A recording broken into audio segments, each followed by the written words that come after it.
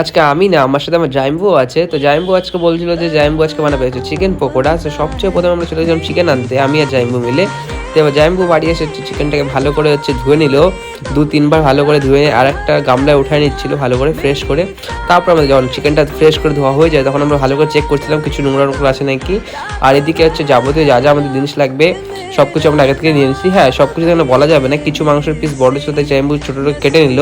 এবার এক এক করে সব যা যা লাগবে জিনিসপত্র সব দিচ্ছিলো। এদিকে আমার ছোটদিও জাইম্বুকে হেল্প করছে, আর এদিকে জাইম্বু এক এক করে সব কিছু দিচ্ছিলো। ঠিক আছে, এবার হচ্ছে লাস্টে লেবু চিপে দিল। লেবু চিপে দেওয়ার পরে যেই গামলাটাতে ছিল সেটা হচ্ছে ছোটো, তো একটা বড় গামলা জাইম্বু নিয়ে নিল। লাস্টে একটা কাঁচা ডিম ভেঙে দিয়ে এবারে জাইম্বু ভালো করে নাড়াচাড়া করছিল। ঠিক আছে, নাড়াচাড়া করতে করতে কালারটা চেঞ্জ হয়ে গেল। এবার হচ্ছে আমাদের তৈরি করা হয়ে গেছে, তৈরি করা হয়ে গেছে বলতে এবার গরম তেলে একটা করে ছেড়ে দিচ্ছে। ছড় দিয়ে এবার এটাকে ভাজতেছিল পকোড়াটা। তো একটা পরে একটা ভাজতে ভাজতে আর গরম কড়ায় এবার আস্তে আস্তে পকোড়াটা